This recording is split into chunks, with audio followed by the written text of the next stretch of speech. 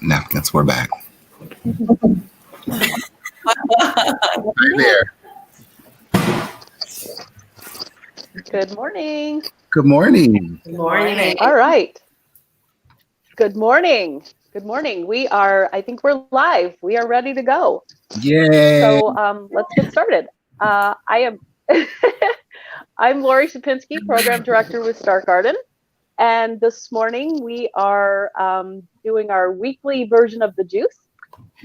We've been talking to amazing entrepreneurs for it seems like a couple of months now, virtually, to talk about how everybody's been handling and working within the constructs of the COVID shutdown, and how different industries have been affected in very different ways. So there's been a lot of really interesting discussion around all the industries, all the individual entrepreneurs.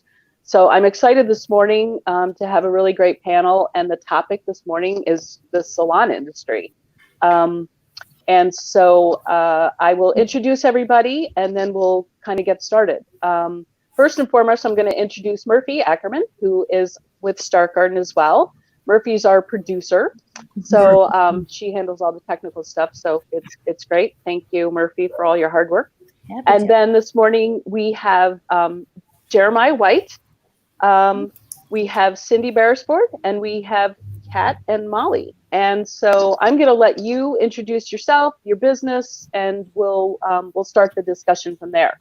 So let's start out with Jeremiah. Talk to us about what you're doing. It's different. It's always ladies first. I was like the panel. Well, you know what? My name. I just am. It's just random, so go ahead. I know.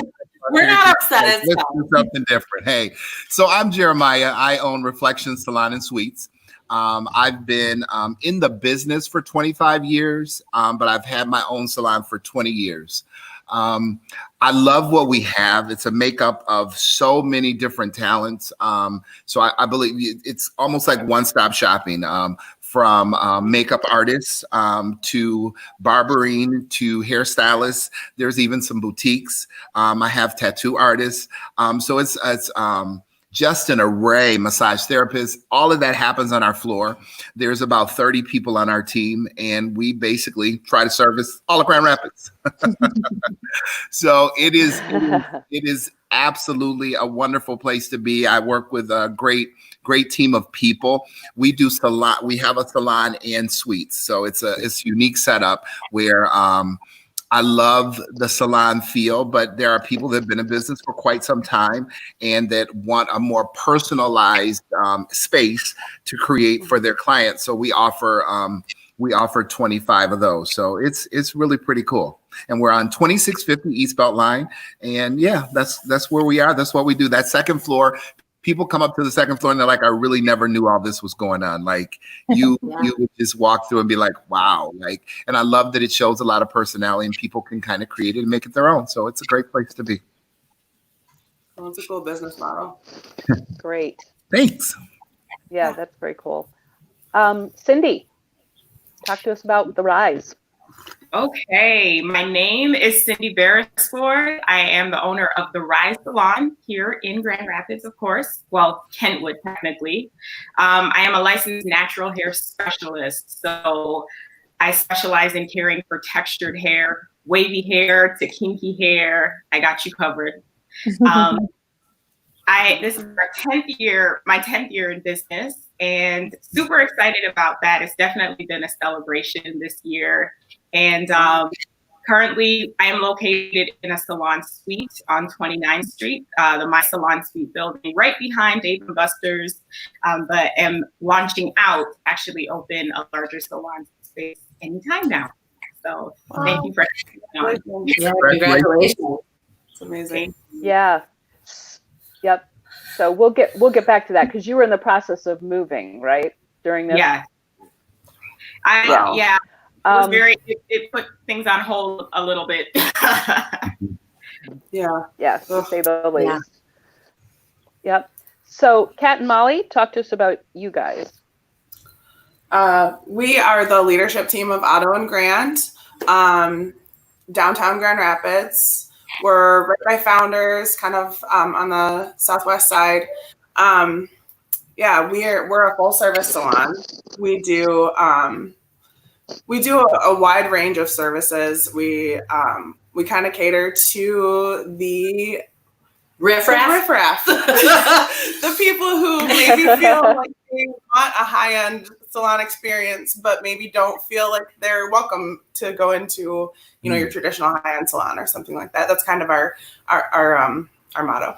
And also, we're on the second floor, and all the best people are on the second floor. No offense, Cindy. There's a lot of for 5 years. So we have 5, 10, and 20, which is actually really cool. Oh, that's cool.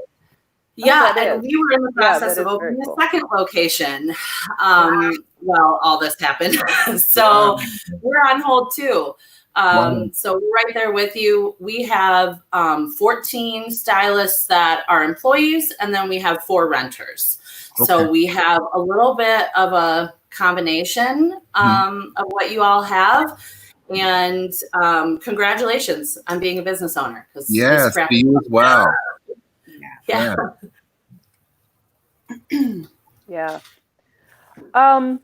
So I'd like to kind of, first of all, I forgot to mention beforehand that we are obviously on Facebook Live. So we love to have comments and questions from anybody that's watching. So if you want to submit those, Murphy will kind of bring them into the conversation as we're going along. So at any time, if anybody wants to say something or ask something, please feel free to do so.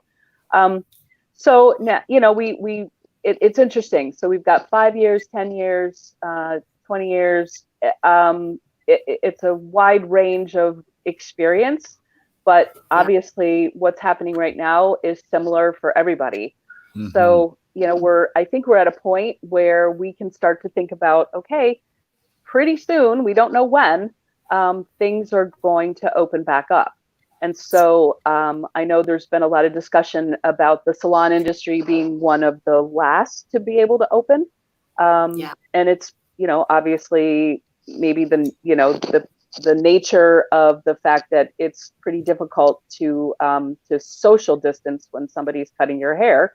But we've also, all of us have talked about the fact that you guys in the salon industry are used to, how can I say this? I mean, you're used to sanitary practices. You're always practicing that. It's just the nature of the business. So, but how do you bring that into this new, this sort of new situation? What are some of the steps that you're thinking about taking when your doors can actually open? And anybody can, I'll call on you just to make it easier. So Jeremiah, what do you think? So like you said, I'd like to start off with, we don't social distance, but we always practice. We practice in a safe environment, in a sterilized. We have to sterilize our implements, any of the shears and the stuff that we're using. I did not spray down after every client at first, but we kind of had that last week before we closed, when things were closing, that we knew the things to go. What's really funny is we're working behind the people. Our hands are wet. We wash our hands more than most businesses, not just. Yeah, what are dead skin cells? I don't know what that even looks like. I mean, we're always washing, and most of the time we're standing behind the people. And to mask up, I think the hardest thing for me is all of the practices that they're asking people to do. We've been doing a lot of those things just because of how we do business, except mask up. And so I think for us to start doing that, putting us off, it's kind of hard because it's like we're gonna have to do it anyway. And some of our practice, there was a new like a Barberside thing, a class that came out for us to take as stylists, and there was supposed to be a new one coming out just to reinform what we do and how we sanitize all of our equipment. So my staff will be doing that, and then also how we schedule. Most of our suites schedule pretty easy because the suites only allow 1 to 2 people with spacing coming in and stuff like that. But we can't social distance, meaning we're closer than 6 foot away from people. Of course, we know that, but we can still be socially safe. Right. And that's the part that we still know what to do and how to do it. And so I think that it's what saddens me is I think they put fear in our business. They're making people think, well, you cannot. This can't happen. If you go to the salon, you're definitely going to get COVID-19 because they're putting us on the end. And I'm like, wow, like we're always sanitizing, we're always washing, so. To the big question, I think what we'll end up doing in our salon is spreading things out. More of our clients will be spread out as far as when they get services, and make sure that we're keeping them 6 feet apart, and just wearing masks, asking our clients to wear a mask. I know I book online, so one of the things that I would do is have when they get the reminder to also remind them that you have to wear a mask when you come into the area. No, I'm not going to have my people put their purse. I saw online somebody was putting a purse into a garbage bag, and I'm not doing all that stuff. I'm not. That would be with you, baby. Yeah. Yeah. Yeah. Yeah. I mean, we're Cindy, what about you? Go ahead. Go ahead. Go ahead, Kat. No, it's fine. Go ahead. I was trying to make it flow organically, and I'm horrible at that. So, along with what Jerry said, I also came across the Barberside training and took that. And, I think as stylists, it's always good to get those refreshers of, hey, these are the reasons we do what we do. And so to have that refresher of, the sanitation and disinfection practices was helpful for me personally. And I did inform my clients through email. I've been keeping them up to date through the whole process as promised. I let them know, hey, when I have salon updates about reopening, I'm going to keep you informed. And so I let them know that, I took the Barberside training, and I think that helps clients feel more comfortable coming back into the space because of like what Jerry said, there's been a fear associated with COVID-19 in general. And so letting them know like, hey, we got you. When you come back, we're practicing these sanitation practices so that you're going to be safe and we're going to be safe as well. I think it's as important to stress what stylists are doing to keep ourselves and clients safe as much as what we are requiring our clients to do. So I sent out an email, just letting them know Barberside training is intact. This is what we're requiring of you when you come into this space, especially with me being in a salon suite right now. There's like Jerry is actually there. There are a lot of salons surrounding my salon. So we've taken the furniture out of the waiting area.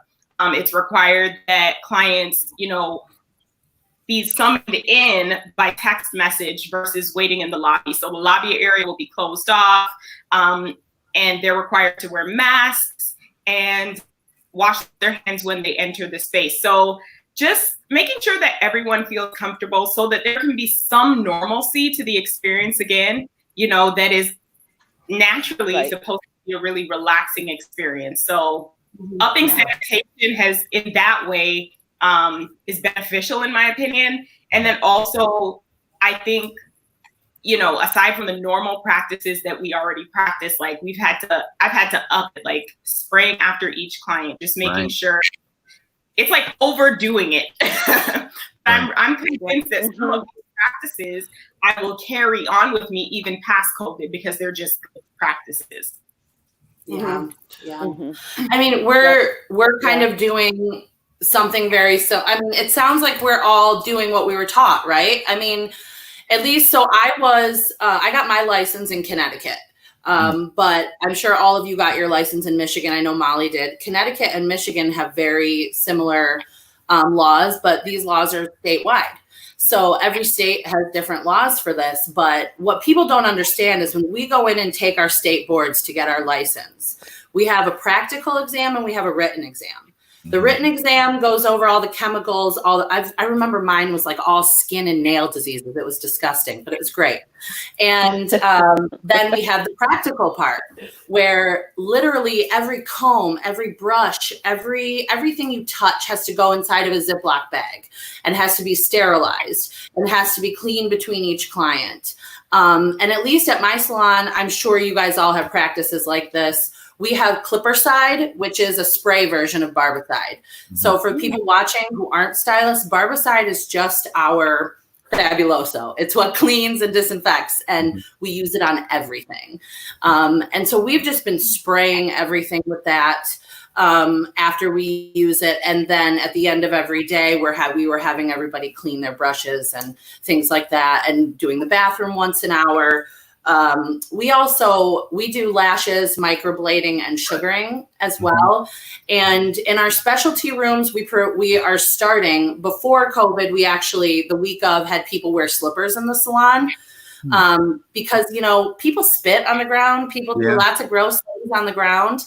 And we wanted people to know that we'll take the extra, maybe even ridiculous step so that we can keep people feeling safe. Even if it's a placebo, I don't think it was. I think we're in downtown Grand Rapids, and, unfortunately, there's a lot of yucky things that can be around. So after we are able to open, we'll be doing those slippers in our specialty rooms so that we can keep the contaminants down to as little as possible. And again, we decided to order splash guards, like from labor rooms for our staff, because they cover the entire face and they're see-through. And one thing that stylists are is expressive. And part of our job is to be therapists for our clients. And we're by no means trained therapists, but you ask anyone why they come to their stylist, and half the reason is because of their personality, not because of what they offer. For sure. That's a part of it, but it's half of it. And so we wanted our stylists to still be able to express themselves to their clients and have their clients be able to see their face. And, if we have clients that request, we'll also wear a mask underneath that. But that's our plan right now. And everything else we've already been doing. We're just upping it and doing it more often.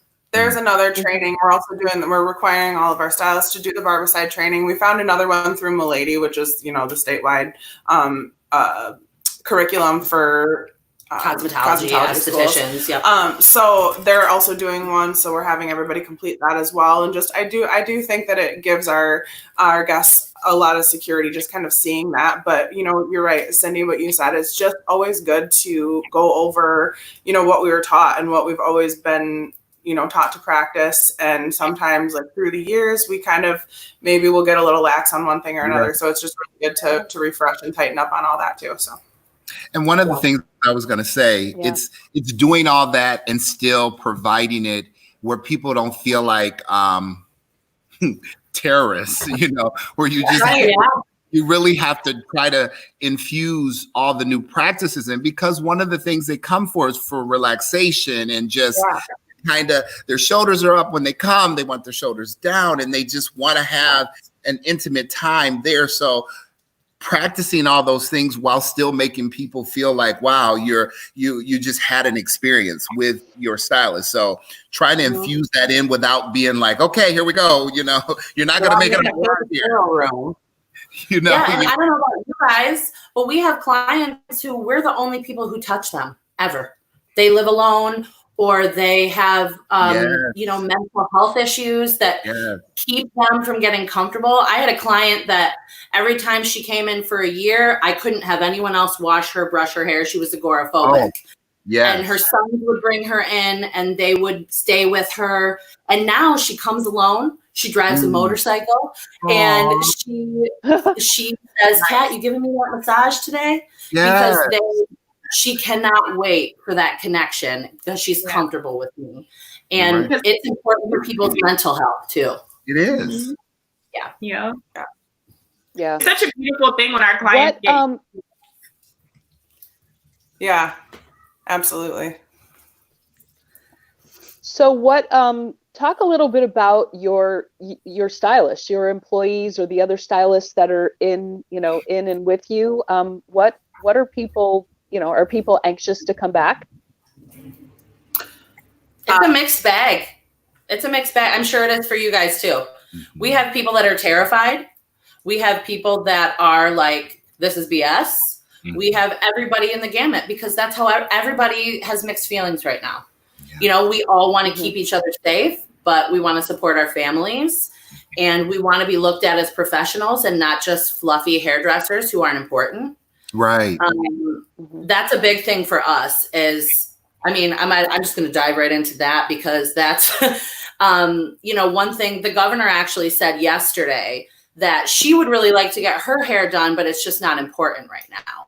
And I feel like, while her point is valid, the point is that we are not just hairdressers. We are not just here to do your hair. We are also small business owners. And it's essential for us to feed our families, and essential for us to stay in business. And so we have a lot, like my staff, they're enjoying the time off. Right. They're enjoying spending time with their partners and their children, and a lot of them alone. I have one girl that's in the Tennessee mountains by herself right now. She's crazy. But they are very, the spectrum is huge, just like it is with everybody in the world right now. We all don't know what the next step is, but we know that we're willing to put ourselves out there for our clients and for us, for our staff, because it's very important. I'm sure you've seen there have been a few salons closing over this, and there will be more. There will be more restaurants. There will be more tattoo shops that are going to close, because we are essential. I think for us, it's varying. It's definitely varying. It just depends on how much money you make, for real. Because we have so many people, different people make different amounts of money. So my people that make a lot of money in this industry, it took a long time for unemployment to get down to us. It's when you're dealing in a business like ours. So most of my people are independent contractors, so they do and deal with their own money. I do have a few people that work for me, but most are independent. So with that being said, they're used to going to work, and they're used to having money. If you spend all your money on Friday, on Saturday, you know that Monday you're going to make some more money or do something. So sad to say, budgeting practices weren't the best, for some of my staff. And so you never thought that this would happen. And so at first it was like, yay, it's a well-needed break. And now it's become a nightmare that we live on such a schedule. And that's one thing that I learned about me. I forgot that I live on such a schedule because we're scheduling people. And so to not have anything to schedule me out is really kind of different. And I think one of the things that the governor said about that, which is great, because it's hair is more than that. I mean, it's we bring the esteem to people. So when people are at their lowest, I have people that will make an appointment just because they're feeling down and they need a pick me up. So touch brings people a whole lot. There's a whole lot of stability and calming and love that comes to that. And so when the world is crazy, you really need to bring some kind of normalcy to it. And I think that even when we talk about people that get weekly and monthly massages just to keep them from going off, and there are people that see us just to maintain the sense of normalcy. And so I like Kat was saying, don't just regard us as hairdressers. Don't just sweep it under the mat that we make people look beautiful, but we bring an esteem to the room. And there are still several of my clients that their job is to be on Zoom. They're on meetings all day. I get calls like, I don't even feel confident. They're like, my whole confidence is down when I just feel a mess and I look a mess. And so there's something to a woman and man, but there's something to women that have to get ready for their day and get themselves ready to go out to the world. And so for the last 2.5 months or so, they haven't been able to get ready. Even our news anchors, I watch some of them. Some of them I believe are getting something done, but some of them I watch them and I'm like, come on now. But, it's just what you got to do. Preach, baby, preach. We're missing out, and it's not just money, but the money you can't backtrack the money that you didn't make, and everybody qualified for the SBA loans, all the stuff that they're giving out. Like, it was some great things that I just missed because I didn't have enough employees, and I'm just like, you know, so it doesn't follow for everybody fairly. You know what I mean? Right. And so it makes you rethink your business. And as a small business, it was very disheartening for what I consider big businesses that got the money off the top. And we were like, what about us? Hey, what about us? And they're still getting it. There's a hospital in Tennessee that got $2 million that hasn't been open for a year. Hospital. Oh my God. Yeah.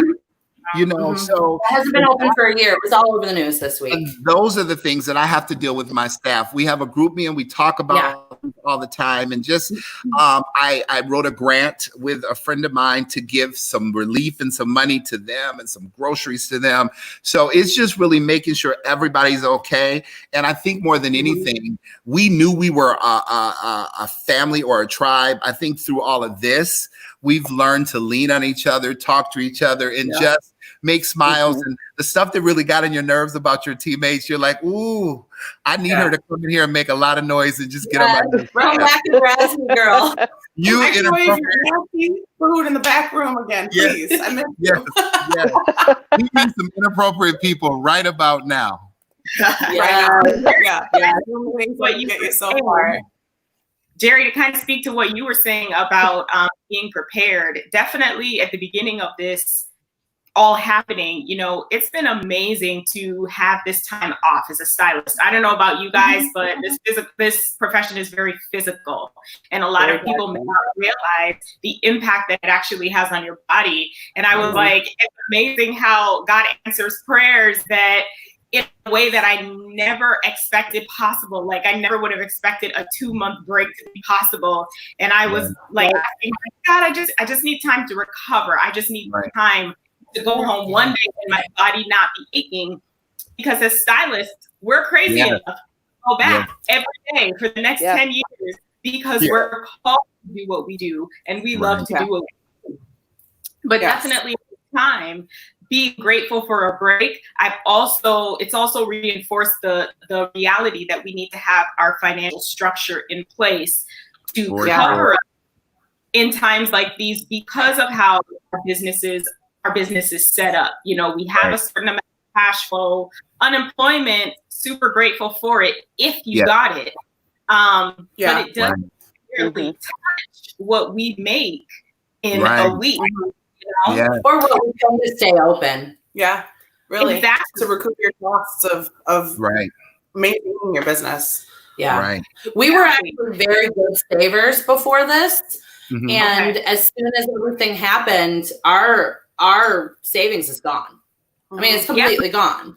Yeah. So we're right there with you, girl. My wife is a bartender too. So it's just both of us living the life of people who, you know, again, we try to be prepared to a certain extent, but there's things like this just kind of help make you realize, like, all right, we need to look a little further than next month or next week or whatever. And so we get too wrapped up living in the moment. And like you said too, Cindy, that we're a passion industry and we love what we do. And that's why we continue to do it, regardless of the taxing physical toll and sometimes mental toll of as we talked about being therapists and taking all of that on, you know, we always have to put into practice these, you know, decompressing practices at home and things that we have to do to just kind of help to shed that. But regardless, we're going to continue to do it. And so it's good to now not only think about that right in front of us, but we need to also think about, you know, a little further out into the future and, you know, just be a little more prepared. And Right. You know, so do you guys think that despite, you know, obviously there's certain practice, we just talked about, you know, changing some practices. People are going to wear masks, you know, no waiting room for right now. Do you see anything, do you see anything else that you think will change either for the short term or even for the long term as a result? I mean, most of your clients come by appointment. Do you do drop? I mean, Are there drop-ins? Do you do drop-ins? We do have walk-ins, but and that has to stop too. Yeah. So I mean, that might change, right? Yeah. But but I mean, anything else that you see? Yeah, so we have 3,000 square feet where we are. So we have a capacity of 50 people, and it's a big open space. We're really lucky to be in a big old historical building that's just big and open. It was very costly to renovate, but it's a cool building. And so we are allowed to have 50 people at occupancy. And what I've been seeing from my friends in other states, I have a friend in Georgia who said, you guys, it's going to be okay. We're back to work. The numbers are still declining. It's safe. And she's doing a lot of the things that we talked about. But most of the salons that are reopened now are opening at half capacity, and they're keeping chairs 6 feet apart from one another. And besides that, we do everything that, that they're asking us to do. We do that. And for those of us, like Jer has microblading or tattooing, probably both at your place. Right. We do permanent makeup and microblading. So we're also technically tattooers. Right. And because tattooing is still looked at as a renegade art, they are not given licensure like we are, which is ridiculous because they are doing more with blood than we are. Right. But because of that, the one thing that Kent County requires is that you take a bloodborne pathogen class once a year. Okay. So every year we go into this full day course, and there are 5 of us in my salon that have done it, because not everybody is required, but anybody coming into contact with a client getting tattooed in any way has to take it. So, and the building we're in, the top floor is a tattoo shop and the first floor is empty. So 80% of the people in the building are certified in taking care of pathogens. And so, a lot of salons, I think, are maybe going to be requiring their staff to take that. I'm going to require my whole staff to take it, I believe. What was that called? What was that called? It's just through Kent County. It's the bloodborne pathogen certification. Okay. And anybody who wants to microblade or do anything with tattooing is required to do it. And we do it. We use hospital grade sanitizer. It's called BioSurf is the one that we use. And then we also use Cavicide. And those both kill AIDS, tuberculosis, hepatitis. They kill everything. So besides that, I feel like we are the unseen part of the artistic employed world. Right. The hairstylists, the tattooers, the muralists, the musicians. We are kind of looked at as we're not the type of people who back up what we offer.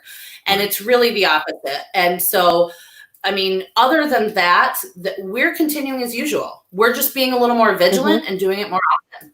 Right. And so I think one of the other things for us is because it's going to affect our money. The bottom line, when you can't see as many people that you're used to, it's going to affect our money. So now I'll be adding another day in my day.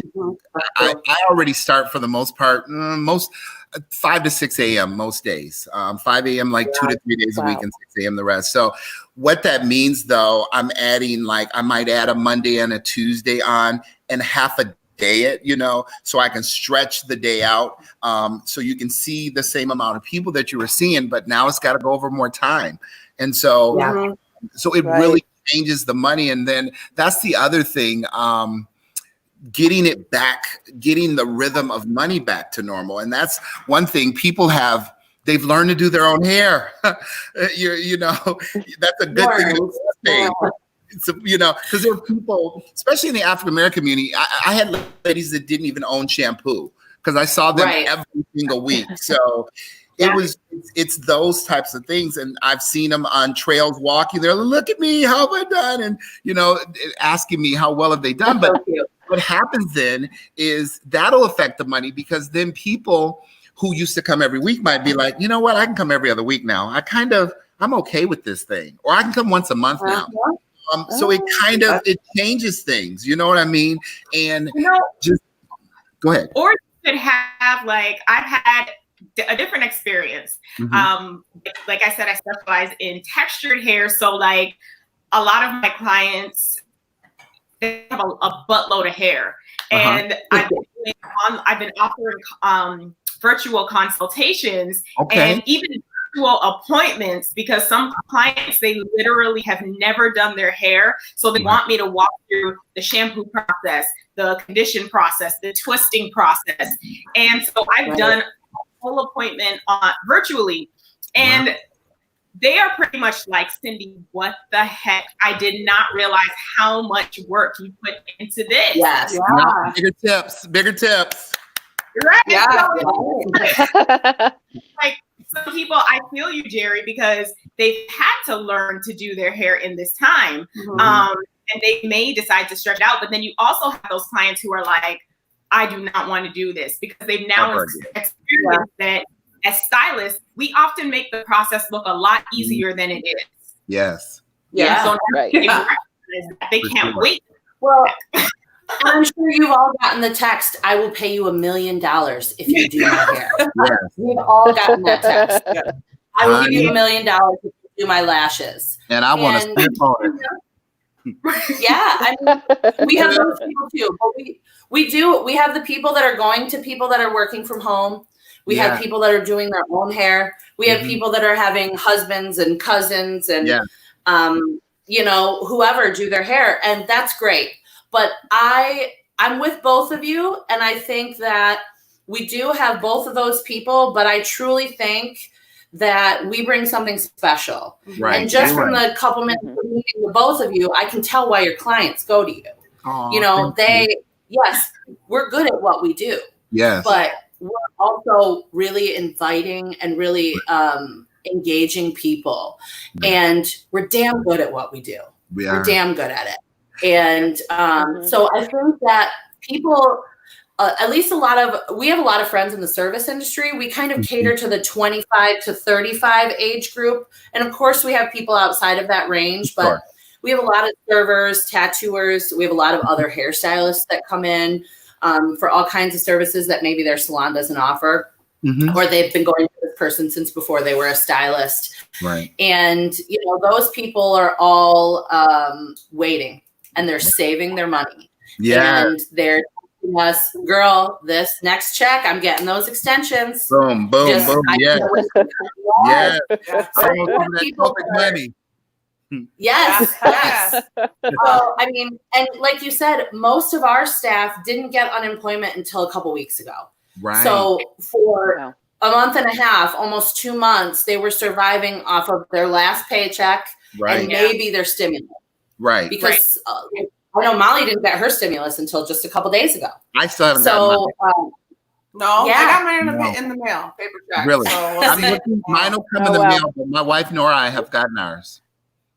Oh my God. And that's what we're hearing all the time from everybody. And so we are telling people, save that money, or they're texting us, what can we do to help? You know, we have things that we're doing, and you guys do too. And I know you're going to cover that later, guys, but you know, we have things we're doing, but I'm telling your clients, you can buy a bundle or some merch or some product, or you can just save your money and wear a freaking hat until you can come see me and support me by doing that. Can I say one quick thing? I have to give a shout out. So I have 3 clients that they still paid me. They came every week. Do you know they cash at me? I have some randoms that do it, but I have 3 clients that have cash at me for over 2 months, every single week. Wow. And it just brings me to tears. They're just like, you know, this wasn't your fault. I see you every week. You are in my budget. I'm still working. My husband and I are still working. And I want to keep the service going because I understand about small businesses. And so just the love, you know, we love the hell out of our people. You know, it's such a love thing for us. And so the people, and and everyone can't afford to do that. And that's not even everyone's mindset. But those people, it was just like, wow. I was like, wow, you know, for me, you know, that was just pretty awesome. But I had to give a mad shout out because that's just like, wow. I have one of those clients too. And she may be the mother of somebody in this video. Ooh. With us, who has really taken care of me as well. It's really great. I have one. She does it every couple weeks. Yeah. And every time I text her and I say, thank you so much, you're too good of a person, and she doesn't respond. Because that's not her. She's not doing it for that. They're not. Right. So just she said she can't be seen on camera without her lashes done, Kat. No, and I know therapy when I do her lashes. So it's very co-beneficial. Yeah. Just be a little bit vulnerable about that for, a minute too. Like that's something that I dealt with, and I know a lot of people in our industry dealt with, like when this all started, is like this kind of, while we're going through the unsure kind of rocky road of like, get ready to reopen. Okay, wait, hold off. It's just really emotionally stressful, but also just seeing other people doing their own hair and things like that, or, not that I'm faulting anyone, because I understand. And some people need to take that into their own hands in order to not do something else, maybe harmful or something like that, which please do. But it's just something that I've had to deal with, maybe starting to feel a little bit, not invalid, but something that where I'm like, well, are people even going to appreciate what I do after this? Or are people going to say, oh, well, that's really not that special. It's not just our clients dealing with those emotions. It's us too. So, coming back to it, I know that it is something a lot more than that we provide. And I know that our guests realize that too, but it's just, it's something that you don't expect to feel when you're dealing with this. Yeah. And Molly, I know you're great. You're great, Mom. Go ahead. I'm sorry, Sin. Go ahead. To kind of, speak to what you ladies were saying, and then also Jerry concerning that, like, I definitely understand those emotions can be natural. But then also just stressing on the fact that we offer something that clients cannot give themselves. So I personally am not worried about that, I'm not worried about it, because I know that whoever are your people, your clients, they're going to come to you, they're going to stick with you, they're going to value what you do. And our worth and value was never dependent upon who appreciates it. That's true. That's true. Right. But you have to continue to tell yourself that. And that's what, like Molly's wife is like you. And when we are like, oh crap, sorry, I almost swore. Oh crap, it's going further. I'm really editing myself like I'm around my 3-year-old, guys. But we will have these moments where we're like, okay, we were supposed to open our second location May 1st. Okay, now we don't even know if we're going to be open June 1st. Okay, what are we going to do? And her wife will be like, guys, we got this. Just look at my dimples. Like, it's like, she's just happy, and she makes us happy. And Cindy, that's what I get from you. And I see why your clients respond to that, because it is not everybody. Yeah. Well, and not everybody is happy-go-lucky. Not everybody is, not everybody has mental health issues. Not everybody has self-depressive issues. But I think because of our client, we deal with a lot of people, like we said, who just don't feel comfortable other places. And we don't care who you voted for, what you believe in, how many tattoos you have, any of that. But a lot of those people, especially in the LGBTQ community, have had to deal with rejection. And we have a lot of those people that come to us, and I'm sure you all do too. And so it's really important that you have that balancing act. And that's why I don't like to manage and lead my salon alone. Because you need that other person to lift you up. And we are that for our clients, but she is that for me, so. Right. Well, and like we were saying before, what? We do have a question. Go ahead, Murph.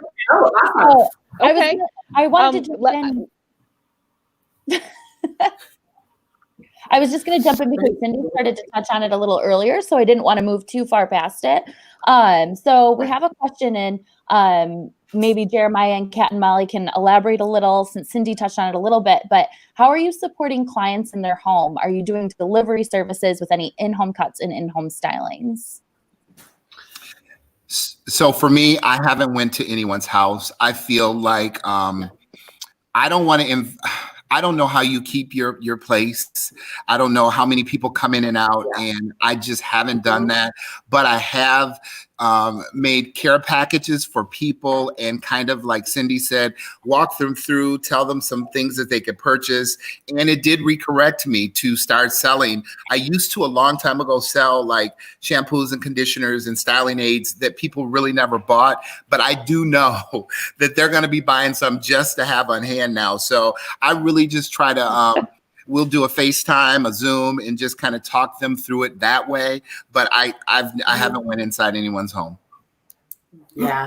So we have put together bundles of product. So we don't have a very competitive retail program. We give all of our staff the same amount of commission on it, whether or not they sell a certain amount, because we believe if you sell it, you should get some of that. So we do pretty well on retail. So we immediately, as soon as this happened, we had to spend all of our savings. So we're looking at $38 in our savings account and going, how are we going to recoup this? How are we going to buy supplies when we need to reopen? Because our gloves are gone, our bleach is gone, our alcohol and acetone are gone. So we started putting together these product bundles with, if you buy a bundle, you get 25% off, or if you buy single products, you get 20% off.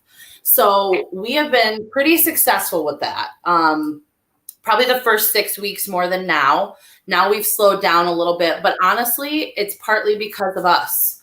Because I personally had to take a little break from social media, and I run our social media with another person. And it was getting a lot for me. The political stuff was really hard for me to see. And so this week I kind of relinquished a little bit, but I'm feeling rejuvenated. And we've had people, how can I help? And they're sending us gifts, or they're buying gift cards. We reformatted our online booking. So now you can book an appointment, but that appointment isn't a real appointment. It's a way for you to add retail onto your cart. Or to buy a gift card.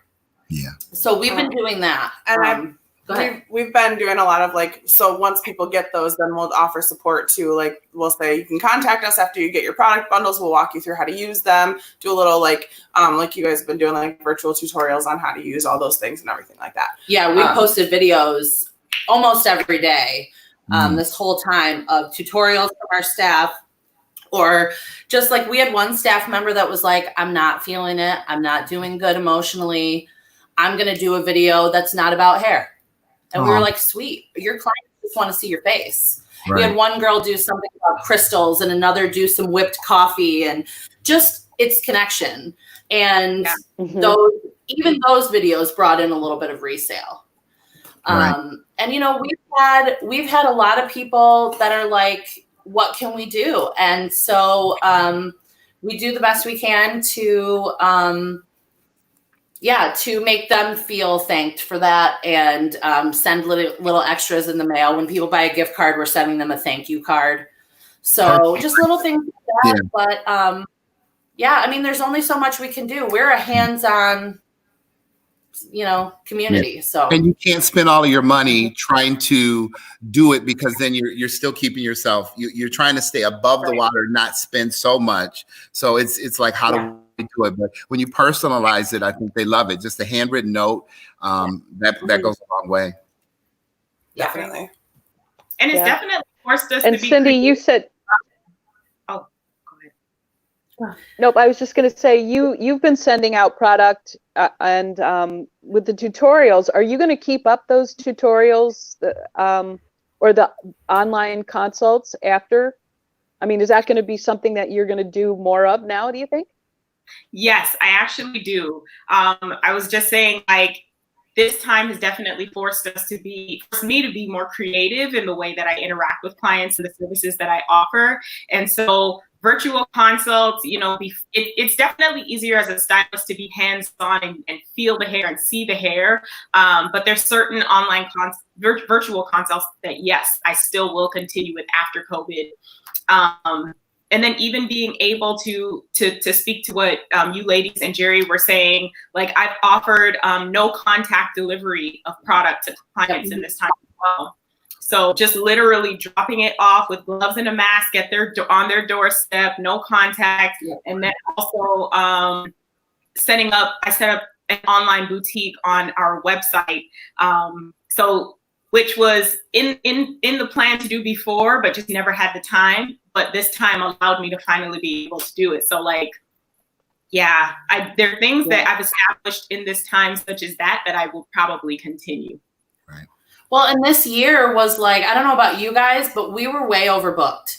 Like Molly's getting married in October, and we do music festivals, we do a million weddings, like we have a crazy year. And then all of a sudden, everything was canceled. Like literally, my sister's an opera singer, and everything is canceled till January for the opera world, for any kind of concert.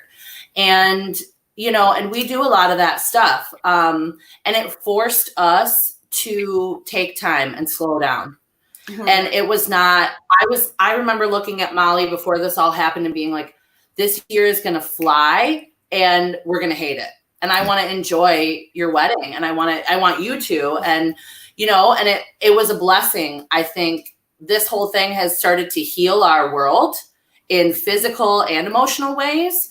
And it has caused all of us to just take a step back and say, maybe it's not so important to be booked out 24 hours a day. Right. One of my friends said, you just have to look into a situation and kind of change it, because you control your thought of what happens through you or what happens to you. So it's just the perspective. You have to say, and one of the things after 1 or 2 weeks, you have to change the narrative and say, what am I going to do differently? What am I going to do that I had on my list of my bucket list of things that I wanted to have happen? And you just like, I've repainted some areas in the salon. I got new furniture because we're remodeling too. You want them to come back excited, but it's, I think for people, for life, for graduates, for us, it's like, you just have to come out with a different mentality and realize that you can control the narrative of how you want to say what you did through this and what you got from it. Because if we sit in the Debbie Downer mode the whole time, you go back exhausted and you didn't really use the time that you got. And some of us, like Cindy said, I've never not worked. I've been working since I was like 14. And so that was crazy, but to be with my family and watch my parents and do stuff like that, I haven't been that active in the life of my household in years. And I'm sure they're ready for me to go. But you gotta figure out what you can take away from it and be more positive with it. And because that's who we are all the time. I think when it happened to us, we changed our posture. But I'm just like, go through you, let all of the stuff that's great about you come through you, even while you're at home. And that's actually something that my wife and I my father-in-law said to me at the beginning of this. He's retired, and we were like, how do you do this all the time? And he said, it's really the time when you find out who you are. He said, you're not your job, you're not your coworkers, you're not you're not any of those things. This is finding out who you are and what you are at your core. And so it's just been something really good to keep in mind this whole time. Just trying to kind of like reconnect with who you are as a person. And I think as stylists, that's going to give us something really valuable to go back to work with too, and just really have a refreshed kind of point of view that way. And then we can kind of it opens up a new dialogue with our clients as well. Like, what did you find out about yourself? Like, what good things did you rediscover about yourself and that stuff? So I really appreciate that aspect of it. Good. Yeah, really interesting. Well, and like we were saying before, most of you, and I know I do with my stylist, I've been going there for longer than I'm willing to admit, but it's like you establish this relationship and you go through all these life events with a stylist. And now you're not able, when we are able to go back, it'll be refreshing to be able to reconnect. But it's unfortunate that right now we're not able, see each other and talk about this, because it is a hopefully once in a lifetime experience that we're all going through right now. Yeah. It's all going to be after this. When we're old, we'll talk about it. You know how our parents used to say, back in the day, you remember that? We'll say back in 2020, do you remember in those 3 months we barely worked? You know? So it'll be a story to tell. And I want us to say good things about it. I don't know. I always say, like, take apples and make applesauce, take lemonade. Just find a way to spin that thing and make it work for you. And that's the thing, make it work. If you don't come out of this and you made this time work for you, then you're really not using your time correctly or your resources. And I know, like, as you guys were talking, I've been taking notes. It's like I've been getting little things that I need to do for my team. Well, little things and I want to connect with you guys after this. Oh, I need to. Because one thing, we were talking to another salon owner the other day who, in our community, there can be a lot of cattiness because that's my client, or this is my area of town, or this is what I specialize in, or whatever. And what I've realized lately is there are so many amazing people in this industry, and we can learn so much from one another. Sure. And I'm so happy to know you. Actually, Cindy, we thought you owned the other Rise salon. So when so we had been looking at that. And then when we were on break, we're like, oh, we have to look up her salon because we were looking at the wrong one. And then we go through, and it's just you have so much positivity and brightness. And Jeremiah, everything I know about your place, people love to work for you. And you're a really good landlord and a good boss. And I think we all have things that we can learn from one another.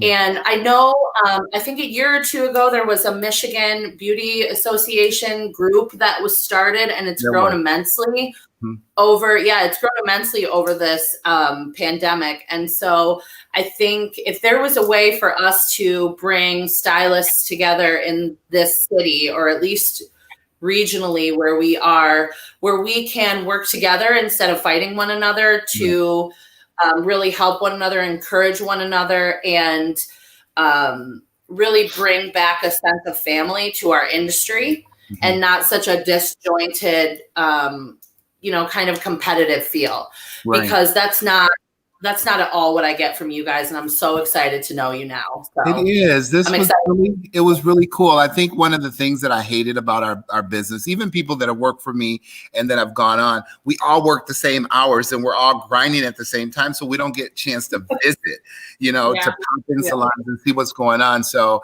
I just think it's like you said, it's good to slow this thing down.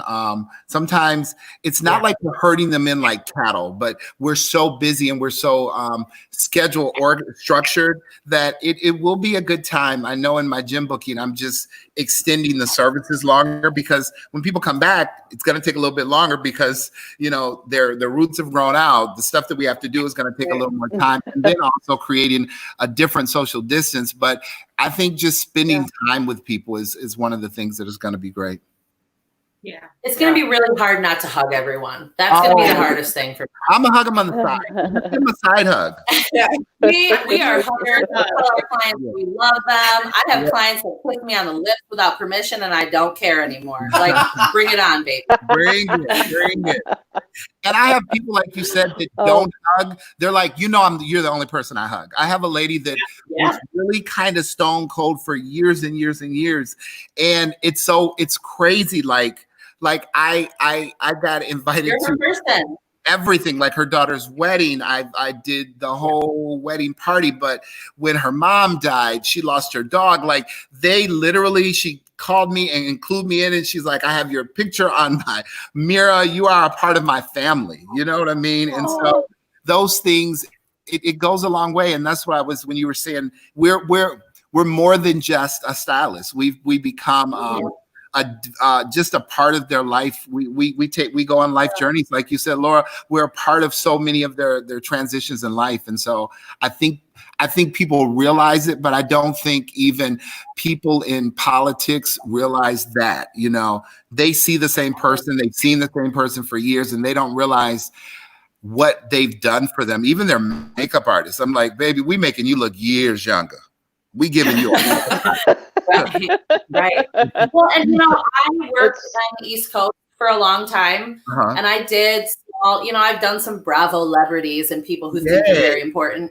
Mm-hmm. And they're great. But you know what I always tell my clients from Michigan, guess what? Your money spends the same as theirs, and you're a lot nicer. You are just great. Yeah, and I think that it's really important that we don't pigeonhole anybody, but when it comes to, politics and things like that, some people they look at us as fluff. They look at us as we're here to serve them. Right. And take away how much we mean to our clients and they mean to us. Take away our talent, take away what we do, bare bones. We are small business owners that need to support our families. That's good. And that need people to be there for us and wait for us. Right. And Molly and I have been going into the salon like 2 days a week to send out our packages, and we've been doing some delivering too. And every time we go in, we order takeout, and every time we want Olive Garden, but we don't get it because we get something local. And we are just really trying to practice what we preach and support each other locally. Because it doesn't matter if you own a comic book shop or if you are a pianist or a hairdresser, you're essential. You own your own business and you are helping support our local government too. So I think it's important that, we are not just looked at as like, we're fluffy and important and people love us and we love them. But you own a business for 20 years. Cindy, you own a business for 10 years. We own a business for 5 years. We're something. Like we are something. We are part of this economy. And we deserve the equal importance as anybody else. And one of the things in this downtime when I made a video a little bit trying to show people what my business looked like, but even through getting the carpet clean and doing all that stuff, I realized I contribute to the economy. There's people that work here that I provide a space for them to take care of their family. There's 30 some people that produce and pay taxes and make money and able to be productive members of society from this place. And so I don't want myself to forget that it's never been just about me. It's creating a space for us all to be entrepreneurs and for us all to, to make a difference for people. And so you're right. We are a small business and I've been 25 years doing this, but 25 years in business and making people entrepreneurs. And so it's great. It's scary, but I wouldn't do it any other way. So it's been a lot of fun. Yeah. Right. Yeah. So it's a little bit after 11 and I think this has been like an amazing discussion. I think it's been enlightening, uplifting. I think that if you guys haven't convinced everybody now that you are essential businesses, I don't know what, I don't know what people would have gotten out of this. This was really great. Well, I know Governor Whitmer was doing she had a speech at 10 o'clock at the same time that we were on. So I'll be interested to see who's watching us, who's watching her, and how we feel after that speech too. But Yep. No, very true.